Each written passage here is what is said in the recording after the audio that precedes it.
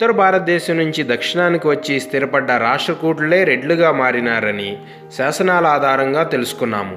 రెడ్డి 7వ శతాబ్దం నుంచి రకరకాలుగా పేరు మార్చుకుంటూ వస్తుంది. మొదట 7వ శతాబ్దంలో రట్టగుడిగా, తర్వాత రట్టోడి, రాతోడ్, రట్టాడి, రట్టజికము, రద్రికము, రడ్డిగా మారుతూ వచ్చి చివరికి రెడ్డి దగ్గర స్థిరపడింది. క్రీస్తుశకం 641 సంవత్సరంకు సంబంధించిన గుంటూరు జిల్లా మాచర్ల శాసనంలో రట్టగుళ్ళుగా పేర్కొనబడింది. 9వ శతాబ్దంకు సంబంధించిన వరంగల్ జిల్లాలోని కొండపర్తి శాసనంలో పోలమొరయ రట్టోడిగా పేర్కొనబడింది. పోలమొరయ రట్టోడి అనేది గ్రామ పెద్ద లేదా అధికారి పేరు అయి ఉండొచ్చు. ఈ శాసనము భూమి కౌలుకి సంబంధించిన ఒప్పందం గురించి తెలియజేస్తుంది.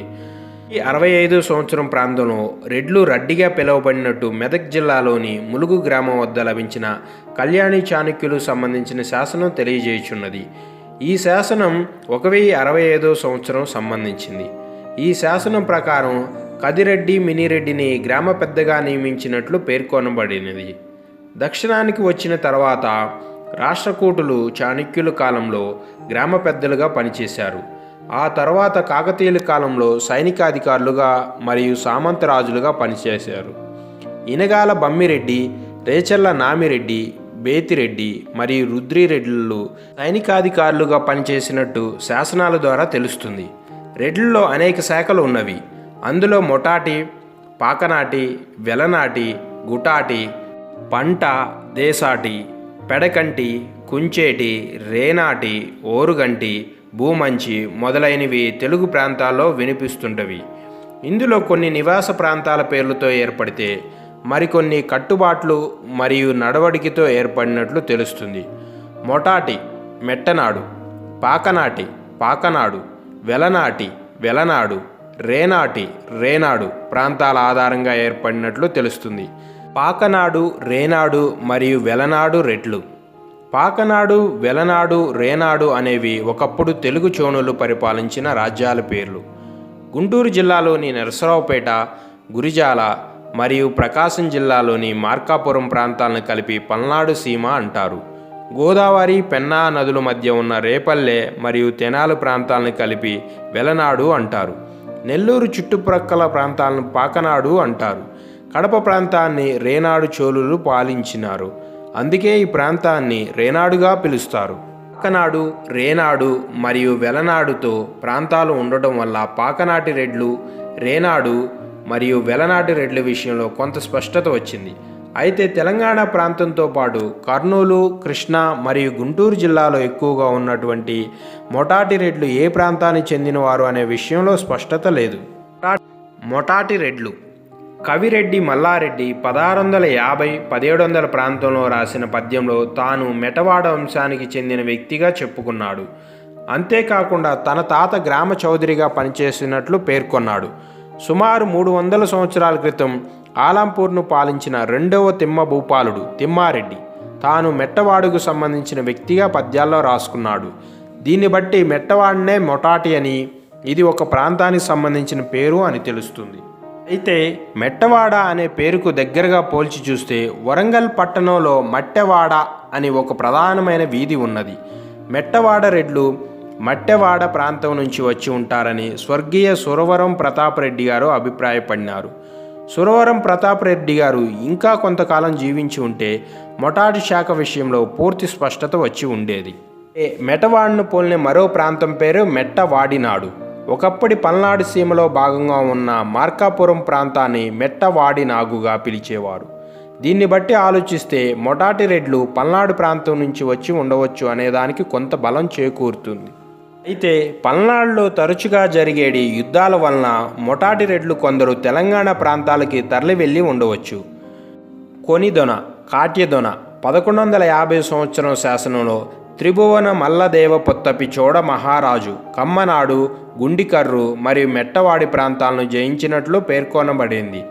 మెట్టవాడి నాడు గురించి కళ్యాణ చాళుక్యులు సంబంధించిన త్రిపురాంతకం ఆలయం శాసనంలో చెప్పబడింది. త్రిపురాంతకం ఆలయ శాసనం ప్రకారం మెట్టవాడి నాడులో కలవకుంట, రాచకొండ, సతకోడు, ముత్తవాలు, ఖమ్మంపాడు, మాండ్రెపల్లి, మేడపి, గుట్టలపల్లి, మిరియంపాడు మరియు దువ్వలి మొదలగు గ్రామాలు ఉండేవి. బాపట్ల శాసనంలో కూడా మెట్టవాడి గురించి ప్రస్తావించబడింది. బాపట్ల శాసనం ప్రకారం మెట్టవాడి నాడు యొక్క త్రిపురాంతకర ఆలయానికి పుల్లల చెరువు అనే గ్రామాన్ని ఇచ్చినట్లు వ్రాయబడినది. కమ్మనాడు కింద ప్రెంపల్లి, మదుకంబల్లి, పల్లమెట్ట, ఉప్పుగుండూరు, పెద్దగంజాం, కదకుడూరు, కురవద, పయందొర్రు, చిన్నగంజ, కణుపరితి, పులిచెరువు, కోత్యదొన, అక్కరాజు చెరువు, బల్లికురవ, గుందేయ ఉండి, జొన్నప్రాలూరు, అమ్మల ఉండి, ఎద్దిని ఉండి, రామకూరు, చెంజెరువు, కొప్పరం, సోగరేవు మొదలగు గ్రామాలు ఉన్నట్లు ఇతర ఆధారాలను బట్టి తెలుస్తుంది. పంట లేదా దేశటి రెడ్లు. 12-13వ శతాబ్దంలో పంట రాజ్యము నెల్లూరు చోడుల పరిపాలన భాగంగా ఉండేది. పంట రాజ్యంలో నివసించేవారే పంటరెడ్లుగా పిలువబడినారు. పంటరెడ్డి వంశస్థులు అద్దంకిని రాజధానిగా చేసుకుని రెడ్డి రాజ్య స్థాపనకు పునాది వేశారు. తర్వాత కొండవీడుకు రాజధాని మార్చి పరిపాలన కొనసాగించారు. ప్రోలయ వేమారెడ్డి, ఆన ఓటారెడ్డి, ఆన వేమారెడ్డి, కుమరగిరిరెడ్డి, కటయ వేమారెడ్డి, అల్లడరెడ్డి, వీరభద్రారెడ్డి మొదలగు వారు దాదాపు 123 సంవత్సరాలు పరిపాలించారు. కొండవీడును పాలించిన రాజులను దేశటి రెడ్లు అని కూడా పిలిచేవారు. దేశటి రెడ్డి దేశ రట్టోడి నుంచి వచ్చింది, అంటే స్థానిక రెడ్లు అని అర్థం వచ్చును. దేశటి అనేది పంట రెడ్లో ఒక రకం అయి కూడా ఉండొచ్చు, లేదా ఇంటి పేరు అయినా ఉండవచ్చు. పంట కులంలో 14 రకాలు ఉన్నట్లుగా 15వ శతాబ్దపు అరవీడు వంశానికి చెందిన బుక్కరాయల కాలం నాటి భట్టురాజు చెప్పిన పద్యం ద్వారా తెలుస్తుంది. భూమంచి రెడ్లు అంటే చాలా మంచివారు అని అర్థం. భూమంచి పదం బహుమంచి నుంచి ఏర్పడినట్లు కొందరి అభిప్రాయం. మంచి భూమిని కలిగి ఉన్నవారు అని మరికొందరి అభిప్రాయం. భూమంచి రెడ్లు ఈస్ట్ మరియు వెస్ట్ గోదావరి జిల్లాల్లో ఎక్కువగా ఉంటారు. దేశ్ముఖ్, దేశాయి మరియు చౌదరి. దేశ్ముఖ్, దేశాయి మరియు చౌదరి అనేవి రెడ్లు శాఖలు కావు. వివిధ హోదాలలో పనిచేసిన రెడ్లు రాను రాను అవే తమ శాఖలుగా చెప్పుతున్నారు. కానీ అవి కేవలం రెడ్లు హోదా మరియు స్తోమతను బట్టి పిలువబడిన పేర్లు మాత్రమే. దేశ్ముఖ్, దేశాయి మరియు చౌదరి మొదలగునవి ఉత్తరాది నుంచి తెలుగు ప్రాంతానికి వచ్చినవి. దేశ్ముఖ్ మరాఠా ప్రాంతంలో ఎక్కువగా వినిపిస్తుంది. దేశ్ముఖ్ అనే టైటిల్తో కొన్ని గ్రామాల భూములపైన లేదా కొంత భూభాగం పైన హక్కులు కలిగి ఉన్న వాళ్ళను పిలిచేవాళ్ళు. దేశాయి దేశ అనే సంస్కృత పదం నుంచి వచ్చింది. దేశ అంటే భూమి, ల్యాండ్. పాలనా పరంగా ల్యాండ్ లార్డ్స్, జమీందారులను దేశాయిగా పిలిచేవాళ్ళు. రెడ్డి, మల్లారెడ్డి పద్యాల్లో చెప్పిన దాన్ని బట్టి చౌదరి అనేది కేవలం ఒక హోదానే అని అర్థం అవుతుంది. కొంతమంది చౌదరి రెడ్డి శాఖ అని చెప్తుంటారు. కానీ చౌదరి రెడ్డి అంటే శిస్తు వసూలు చేసే గ్రామ పెద్ద అని మల్లారెడ్డి పద్యాల ద్వారా తెలుస్తుంది. తెలంగాణ దొరలు మరియు పటేండ్లు. దొర మరియు పటేలు అనే పదాలు నిజాం రాజుల పాలన మొదలైనప్పటి నుంచి, అంటే 1724 తర్వాత తెలుగు ప్రాంతాల్లో వాడకంలోకి వచ్చినవి. దొర మరియు పటేలు అంటే కులం కాదు, కేవలం ఒక హోదా మాత్రమే. ఒకే కుటుంబం చెందిన రెడ్డి వంశీయులు వివిధ గ్రామాలకు వలసపోయి కొందరు దొరవుగా పిలువబడితే మరికొందరు పటేనులుగా పిలువబడినారు. అలాగే ఒకే కుటుంబానికి చెందిన కొందరు వెలమ వంశీయులు వలస కారణంగా విడిపోయి కొందరు పటేండ్లుగా మరికొందరు దొరలుగా పిలువబడినారు.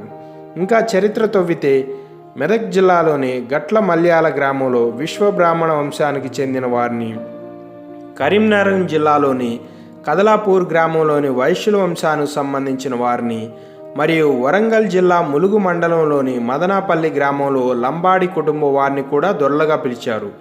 అయితే గ్రామాల్లో నిర్వహించిన పనిని బట్టి దొర లేదా పటేలుగా పిలువబడినారు. అంతేకాని వీటిని అంతగా ప్రాముఖ్యత లేదు. రెడ్ల ఇంటి పేరు మరియు గోత్రాలు. రెడ్లలో మొత్తం 10,000 ఇంటి పేర్లు ఉన్నట్లు చరిత్రకారులు చెప్తున్నారు. మొటాటిలో 360 గోత్రాలు ఉన్నట్లు మరియు పాకనాటిలో 120 గోత్రాలు ఉన్నట్లు రెడ్ల వద్దకు వచ్చే పిచ్చుకుంట్ల వాళ్ళు చెప్తున్నారు. వీరు కుంటి మల్లారెడ్డి మరియు అనుముల బ్రహ్మారెడ్డి కథ చెప్పుకుంటూ కొన్ని గోత్రాల పేర్లు చదువుతుంటారు. రెడ్లలో పేరు ప్రఖ్యాత సంపాదించిన వాళ్ళు. గోన బుద్ధారెడ్డి. గోన బుద్ధారెడ్డి 13వ శతాబ్దానికి సంబంధించిన వారు. కాకతీయ రుద్రదేవుడు కందురు చోళులను జయించి ఆ స్థానంలో గోన బుద్ధారెడ్డిని సామంతరాజుగా నియమించాడు. గోన కుటుంబం మహబూబ్నగర్లోని బిజినేపల్లి మండలం వర్ధమానపురం నేటి వద్దమాని మరియు బుద్ధాపురం నేటి భూత్పూర్ కేంద్రాలుగా పరిపాలన కొనసాగించారు. గోనబుద్ధారెడ్డి రంగనాథ రామాయణం రాసి ఎంతో పేరు ప్రఖ్యాతులు తెచ్చుకున్నారు. వేమన కొండవీడు రెడ్డి రాజుల కుటుంబంలో జన్మించారు. వేమన 1652 సంవత్సరంలో జన్మించి ఉండవచ్చని తెలుగు భాష మీద పరిశోధన చేసిన సిపి బ్రౌన్ పేర్కొన్నారు. ఎంతో సాధారణ జీవితం గడిపిన వేమన నీతి సారసంతో పద్యాలు రాసి తెలుగు గడ్డపై చెరగని ముద్ర వేశారు. ఉయ్యాలవాడ నరసింహారెడ్డి భారతదేశంలోని మొదటి స్వాతంత్ర సమరయోధులు. సిపాయిలు తిరుగుబాటుకు ముందే బ్రిటిష్ పాలనకు వ్యతిరేకంగా పోరాడి అమరుడు అయినాడు. రాజా బహదూరు వెంకటరామారెడ్డి చిన్నతనంలోని తల్లిని తండ్రిని కోల్పోయి మేనమామ వద్ద పెరిగారు. 60 రూపాయల వేతనంతో అమీని కొలువులో చేరి అంచెలంచెలుగా ఎదిగి హైదరాబాదు కొత్వాల్ పదవి చేపట్టి 7వ నిజాంరాజు దగ్గర ఎంతో పేరు గడించారు. ఎన్నో విద్యాలయాలకు డబ్బు దానం చేసినారు. గ్రామీణ ప్రాంతం వాళ్ళు చదువుకోవడానికి హైదరాబాదులో హాస్టల్ కట్టించి విద్యావ్యాప్తికి ఎంతో దోహదం చేసినారు.